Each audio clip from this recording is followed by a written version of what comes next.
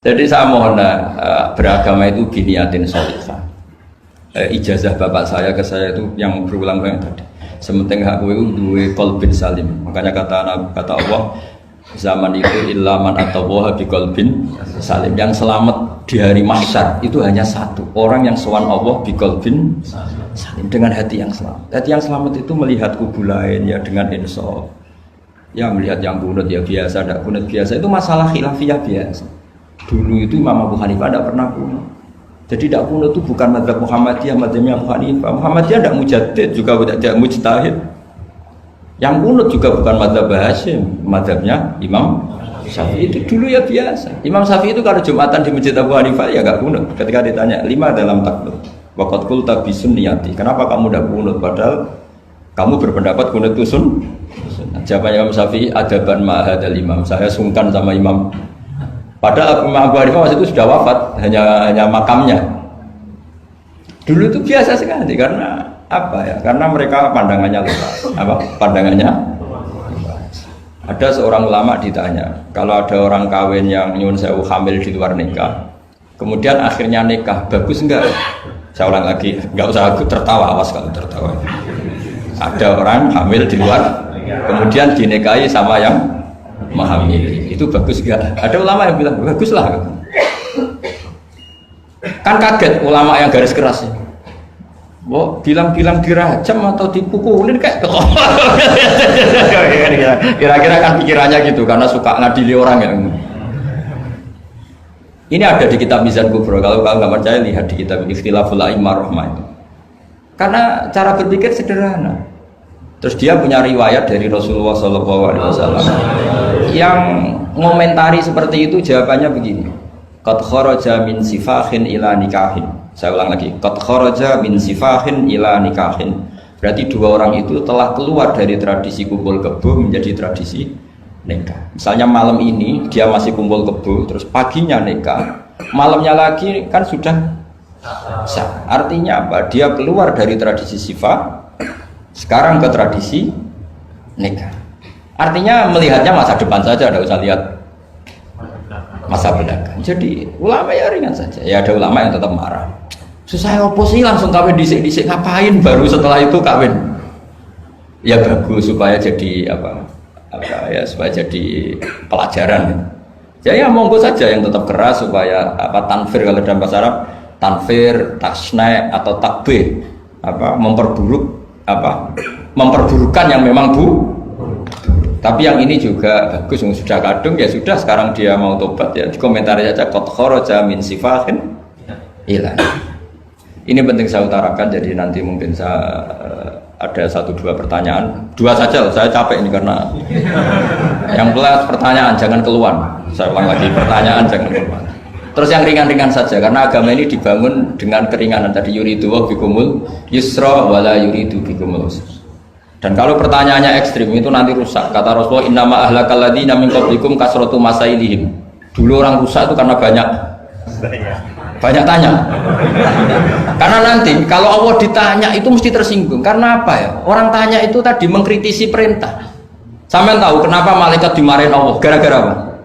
Tanya. Ya tak ceritanya sedikit ya. Allah kan memaklumatkan ke alam langit, inni ja'ilun fil ardi khalifah. Saya putuskan bahwa manusia ini jadi khalifah fil ard. Malaikat langsung tanya apa? Qalu ataj'alu fiha may yufsidu fiha wa yasfiku. Yang benar saja ya Allah, tolong dievaluasi. Manusia itu kan potensinya merusak. Yufsidu itu fi'il mudhari', berarti mustakbal. Cara terjemahan bebasnya manusia itu berpotensi merusak. Wasfikut dima, dan berpotensi mengalirkan darah. Betul hanya tanya, tapi artinya kan gini, ya Allah, kali ini kayak enggak pas keputusan kau ini. Tolonglah Deva. Makanya Allah marah, qala inni a'lamu ma la ta'lamun. Apa menang? Karena tanya ini. Makanya syaratnya Nabi itu harus umi. Enggak boleh intelektual jadi Nabi. Bahaya itu.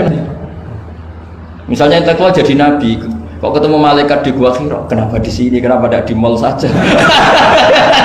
Jadi repot nanti. Karena semua disoal secara intelektual. Makanya saya syukur sama Anda jadi Nabi dan tidak akan jadi Nabi. Nah, inteleknya itu Jadi ini penting saya utarakan karena sekarang kok agama mau dicerdasin, ngajinya agak gelem tapi mau kritis. Itu bahaya betul. Makanya innama ahlakal ladzina min qablikum kasratu masa ilim, karena banyak pertanyaan. Ya bahaya betul. Masa Allah dievaluasi. Apa? Makanya saya termasuk gak senang ketika ada sholat gini peregangan apa pernapasan terus kalau sujud apa saya tidak senang. Saya senang saya gini nanti sholat lama-lama fungsinya kayak senam yoga. Gini saja, semua yang diperintahkan Allah pasti ada hikmahnya, saya yakin ada hikmah. Tapi tidak usah hikmah ini jadi tujuan. Kalau nanti jadi tujuan, terus orang bilang gini, itu sholat terus sakit, yang nggak sholat sehat, habis kamu. Ya kan? Tapi kalau ada orang tahu hikmahnya gini untuk apa, narik nafas atau apa, yang gini, ya monggo lah sauni-unimu, ya nggak apa-apa lah seperti itu. Tapi kalau jadi tujuan, jadi ya sudah, yang benar sholat itu apa? Sholat itu bukti ketundukan sama Allah Subhanahu wa ta'ala. Wasjud waqtarib, kalau berani sujud berarti insya Allah dekat sama Allah, karena itu bentuk tawaduk, bentuk tadzallul, bentuk ubudiyah. Fadkhuli fi ibadi wadkhuli. Lalu kok terus dianalisis ini fungsinya gini, wah repot. Lah nanti kalau ada senam yoga tandingannya lebih efektif? Saya jantungan, sujud kok nggak ngefek, tapi setelah ikut yoga kok ngefek. Saya loh ya, orang boleh nggak berpendapat sependapat sama saya, tapi kalau nggak sependapat keterlaluan, yakin. Karena dari saya jelas yang namanya wasjud ya Pak, udah ada di hadis di Quran, wasjud wa tashu, atau sujud dan kamu menjadi nggak ada yang ada ya wasjud. Saya kira demikian. Assalamualaikum warahmatullahi wabarakatuh. Apa langsung selesai aja? Ya. Masalah keimanan. Tanya apa ngeluh? Kalau tanya boleh ya gimana? Masalah keimanan tentang qada dan qadar. Oh iya. Kalau qada dan qadar itu kita sudah ditentukan oleh Allah, kenapa masih dimintai pertanggungjawaban? Kan tidak ada. Oh iya. Betul. Ya seperti mukadimah saya tadi ya. Jadi ngaji itu harus kafah. Kafah itu artinya komplit. Jadi Nabi dalam banyak hal yang momennya tepat ya menganalisis dengan qada qadar, tapi dalam banyak hal juga melarang orang membicarakan qada qadar. Jadi misalnya gini, kamu kadung ditakdir pernah punya dosa dan kamu ingin tobat, maka dosa yang masa lalu anggap saja qada qadar, terus keinginan tobat itu anggap aturan syariat. Jangan lalu setelah qada qadar kamu tidak berkeinginan tobat. Ini penting saya utarakan karena Nabi itu ngendikan pasti dua kali. Saya jamin di setiap konteks sosial Nabi pasti ngendikan dua kali. Dua kali itu dua solusi. Nabi pernah ngendikan idza dzikiral qadar fa'amsiku wa idza dzikra ashabi fa'amsiku. Jika umatku telah menjustifikasi qada dan qadar fa'amsiku, kamu jangan ikut-ikut. Karena nanti akan yang zina nggak apa-apa, saya sudah qada qadar, yang maling ya nggak apa-apa karena sudah qada. Wah bahaya, bisa hancur syariat kalau seperti itu. Tapi ada banyak hal yang Nabi mengisnadkan itu ke qada qadar. Kayak cerita Nabi Musa dan Nabi Adam. Ada kan di hadis Sahih itu jelas. Ini dengerin, ini betul di hadis Sahih. Nabi Musa itu saking Israelnya, memang beliau orang apa? Pertama semua Nabi kan pasti ngalami diangkat ke alam roh. Nabi loh ya, tidak sampean Nabi. Sama tidak usah ambisi begitu, Nabi ini. Ketika beliau diangkat di alam roh itu ketemu Nabi Adam. Padahal Nabi Adam kan Abul Basar, tokoh utama ada. Pertama ketemu langsung ngomong gini, anta Adam, kamu betul yang namanya Adam? Ya saya Adam. Antal ladzi akhrajtan nasa minal jannati wa asqaitahum. Saya hafal hadisnya. Antal ladzi akhrajtan nasa minal jannati wa asqaitahum. Gara-gara kamu orang enggak hidup di surga. Jadi kalau sampean marah gara-gara kamu, saya harus cari uang sampai Korea. Coba kalau kita masih di surga, enggak perlu kerja di mana? Karena semuanya tersediakan, enggak punya istri jelek, semuanya cantik karena bidadari. Gara-gara jenengan kita harus keluar di bumi dan keluar dari surga. Nabi Adam itu karena orang sepuh ya, beliau santai saja.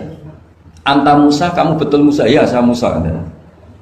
Anta kalimu? Ya saya kalimu. Anta Sofio? Ya saya. Nabi Adam masih muji-muji. Ini pentingnya orang bijak. Jadi kalau sama nanti ngelawan saya tetap bijak insya Allah. Tapi sampai bisa neraka, ngelawan kiai itu dosa. Dosa sekali, bukan dosa biasa, sangat dosa. Nabi Musa, Nabi Adam masih anta sofi wa anta kalimu.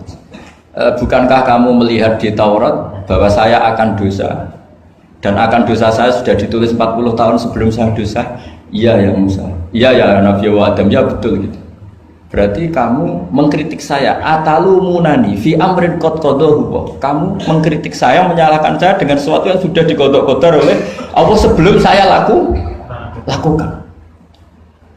Jadi sudah ditulis sama Allah 40 tahun sebelum saya salah, sudah ditulis skenario-nya. Nanti Adam akan salah terus keluar dari surga. Memang dari awal Allah skenario-nya seperti itu. Itu ibarat istri kamu sudah tahu, ini kalau miskin setia, kalau sudah kaya nanti pola, itu sudah tahu. Tapi anehnya istri kamu ketika nyata pola kok tidak siap. Padahal sebetulnya sudah tahu itu ya kan. Makanya saya kalau ngaji di mana-mana bilang kelirunya orang Indonesia itu satu. Kalau ilmunya terbukti itu tersiksa, itu kelirunya orang ini. Semua cowok tahu nggak? Semua lelaki tahu nggak? Kalau nggak pernah nafakoi diomelin, tahu nggak? Tahu. Tapi ketika itu nyata nggak siap. Harusnya ketika nyata diomelin, alhamdulillah ilmu saya benar, terkemudian. Tapi istri kamu juga gitu. Biasanya wong lanang duwe akeh pola. Terus denger sampean mulai cinta orang lain, harusnya kan alhamdulillah ilmu saya benar kan. Artinya gini, manusia saja bisa memprediksi. Kan nggak mungkin kita nyifati Allah nggak tahu Nabi Adam salah sebelum nyata-nyata salah. Tentu itu tidak mungkin. Nah, maknanya kodok kodar kira-kira gitu. Allah itu tahu apa yang akan terjadi. Tapi tetap saja ini nggak boleh dipakai justifikasi untuk maksiat. Makanya jelas aturan Quran, saya mohon kamu nggak boleh salah. Ini nanti saya baca. Saya hafal tapi ini biar tamu ayatnya. Itu ayatnya kan ma asaba musibatin fil ardi wala fi anfusikum illa fi kitabim min qabli an nabraha inna dzalika 'ala Allahi yasir likai la ta'sau 'ala ma fatakum wa la tafrahu bima atakum. Jadi apa yang mengenai kamu di bumi maupun ada pada diri kamu, anggap saja itu, yakini saja sebagai qada qadar, supaya kamu tidak putus asa apa yang sudah terlewatkan dan tidak bangga dengan apa yang kamu sudah. Misalnya saya ini kan termasuk kiai keren misalnya itu saya tidak pernah bangga karena memang ditulis kalau suatu saat Gus Bahat itu keren, jadi bangganya di mana? Kan sesuai skenanya. Jadi untuk menghilangkan ujub bangga itu dengan cara iman sama qada qadar. Terus likaila tak soal fatakum, kamu tidak perlu putus asa dengan apa yang sudah kelewat.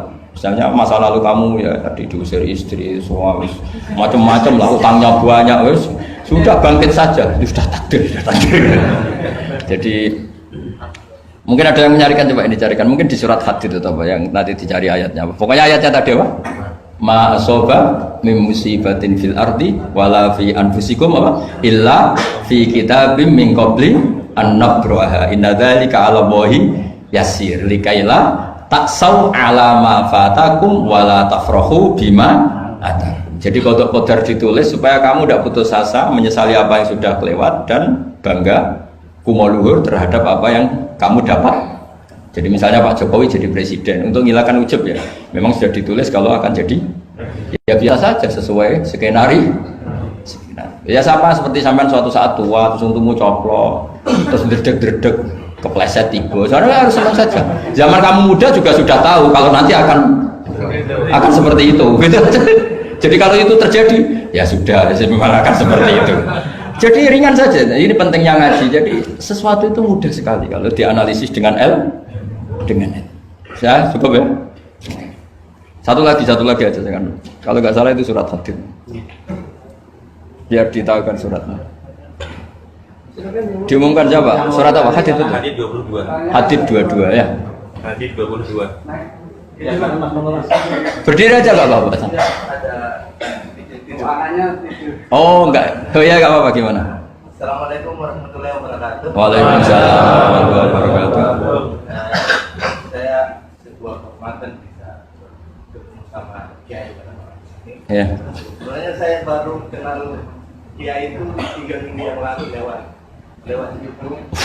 Ya. Ada yang kirim di FB saya, walaupun dengan komentar yang agak mirip lah. Iya. Kalau nggak salah waktu itu Pak Kiai membahas masalah perang Handad. Ya. Yang mengatakan bahwa Nabi itu waktu itu santai saja, tidak tahu apa-apa, tapi ada Salman yang menyampaikan ini. Terus komentarnya netizen anak. Tapi pertanyaan saya itu bukan itu Pak. Iya, gimana? Pertanyaan saya itu saya tertarik kenapa cara pasang sokoknya itu ada rambut di. Iya. Iya.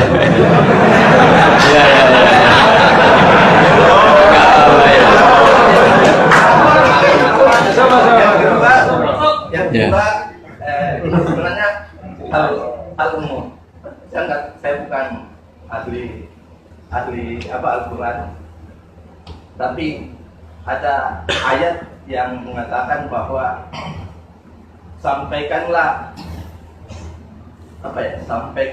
dari aku meskipun satu ayat itu enggak. Walaupun itu cuma satu ayat. Dari aku balighu anni walau ayat. Yang itu menurut saya menjadi dengan dunia medsos saat ini, orang yang betul-betul mungkin bukan cuma sekedar satu ayat, cuma satu kata, itu di broadcast yang mungkin memacu perdebatan. Makanya ini begini, namanya siapa? Sulaiman. Begini aja, ini saya jawab. Tapi ini ringan, sama relax saja santai. Jadi memang tradisi ulama sama masyarakat itu beda. Jadi kalau Nabi dikatakan tidak tahu dalam konteks tertentu itu malah madh. Madh itu memuji. Karena tadi syaratnya Nabi harus ummi. Ummi itu kan keibu-ibuan. Jadi kalau Nabi tahu itu nanti seakan-akan dia itu dikawal oleh ilmunya. Padahal Nabi itu dikawal oleh nubuwah. Ini bedanya Nabi sama ndak. Jadi Nabi di Quran itu biasa ada kata makun tatadri mal kitabu walal iman. Terjemahnya kan kamu tidak tahu. Kanjeng Nabi biasa didhawuhi Allah makun tatadri mal kitabu walal iman. Kamu itu tidak tahu apa itu kitab. Tapi itu sifat madh. Sifat apa? Madh. Madh itu memuji. Kenapa itu jadi pujian? Karena Nabi kalau sudah tahu urusan sesuatu nanti jadi ilmu tandingan menandingi wahyu. Lah mungkin netizen nyuwun sewu bukannya ngeritik, bukannya apa, mungkin nggak paham tradisi ulama itu. Jadi kalau ulama bilang Nabi itu tidak tahu itu bukan sifat dzam tapi sifat madh, memuji. Di Quran banyak kalimat makun tatadri mal kitabu walal iman. Makanya Nabi ketika disuruh baca Iqra ya Muhammad, jawabnya gimana? Saya tidak bisa baca. Tapi bukan sifat buruk, justru bagus.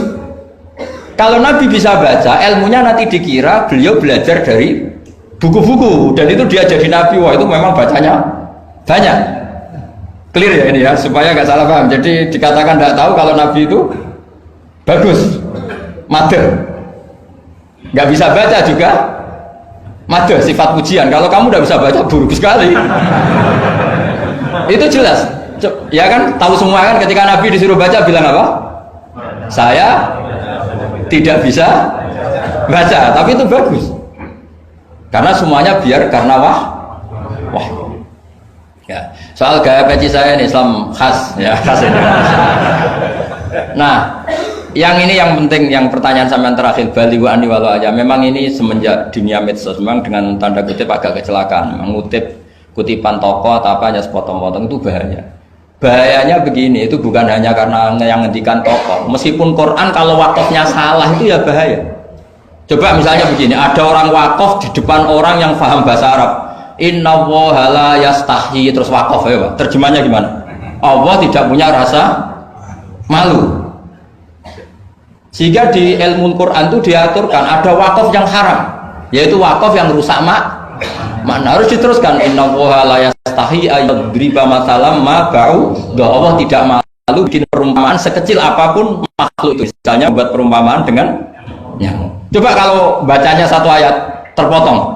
Innallaha la yastahi, Allah tidak malu. Bayangkan didengar orang yang paham bahasa Arab. Jadi problem kita adalah kadang ngutip kiai ya gitu. Jadi apa ya tadi belum mendengarin kompletnya ngaji. Jadi kalau ada ulama bilang Nabi tidak tahu itu sebenarnya madh itu ngelem karena memang begitu. Makanya Allah bilang apa? Ma kunta tadri mal kitabu walal iman. Muhammad kamu tidak tahu apa yang maknanya kitab, maknanya iman. Tapi nggak tahu ini untuk Nabi kelebihan karena kalau Nabi tahu dulu berarti ilmunya sebagian diserap dari Taurat dan Injil, dari yang macam-macam. Makanya dulu orang kafir kalau ngeritik Nabi kan walaqad na'lamu annahum yaquluna innama yu'allimuhu basar. Muhammad pinter macam pernah belajar. Terus Allah menjawab Muhammad itu enggak pernah belajar, bahkan baca saja tidak. Jadi kalau Nabi dikatakan enggak bisa baca, enggak tahu itu madh. Saya ulang lagi untuk Nabi itu Sehingga semua yang dilakukan Nabi in huwa illa wahyu yuha, semua hanya berdasar wahyu. Ini bedanya Nabi dengan selain Nabi. Makanya Nabi itu nggak pernah baca, nggak boleh memang. Karena tadi pasti ini jadi ilmu tandingan. Itu bahaya kalau untuk Nabi, supaya semuanya orisinal dari Allah. Nabi itu sama Allah dikosongkan, semuanya kosong. Terus semuanya dari ilmu yang diwahyukan oleh Allah Subhanahu wa Ta'ala, jelasnya. Jadi balighani walau ayat itu saya mohon, maksudnya itu ayat itu bukan ayat satu Quran potongan, enggak. Ayat yang muhkamah, yang utuh. Tapi kalau satu potongan ya enggak boleh. Tadi misalnya dipotong apa, innallaha la yastahi, kan kayak. Makanya di bab ilmu tajwid kan diterangkan wa ba'da tajwidika lil hurufi la budda mim ma'rifatil wuqufi. Setelah kamu tahu tajwid, ikhfa, idhar, idgham, kamu harus mengenal ilmu waqaf. Karena sekali salah waqaf itu fa. Ya gitu Mas Sulaiman ya. Assalamualaikum warahmatullahi wabarakatuh. Ini MC-nya. Oh, langsung doa. Bismillahirrahmanirrahim. Nahmadu wa yaghfiru wa syakir wa sallallahu Allahumma ya Allah ij'alna mutawadina fika mutahabbina fika mutanasirina fika ya Allah waj'alna mimman nasara dinaka fi ayyatin ya Allah wa ammir ya Allah biladaka wa bilad Korea wa jami'a biladika ya Allah ma'murina bit taqwa ma'murina bis sujud waj'alna ya Allah mimma yakhdumu masjidaka wa yu'ammiru masajidaka wa yu'ammiru hadad-din wa yu'li kalimataka al-ulya ya Allah waj'alna ya Allah mimman sabbahaka wa hammadaka wa kabbaraka wa wahdaka ya Allah waj'alna mimman syarra adaika ya talaban liridhoka wa ilaan li kalimatika al-ulya ya Allah inna la dzikrika wa syukrika wa husni ibadatik Allahumma ya inna nas'aluka rahmatan tahdi biha qalbi wa talumu biha syasi wa taruddu biha al-fitana anna ya Allah wadfa'na al-afat wal balaya ya Allah ya Rabbi ya Mubin Rabbana atina fid dunya hasanah fil akhirati hasanah wa qina adzabannar sallallahu alaihi wasallam Muhammad wa sallallahu alaihi wa sallam subhana rabbika rabbil izzati amma yasifun wa salamun alal mursalin walhamdulillahi rabbil alamin.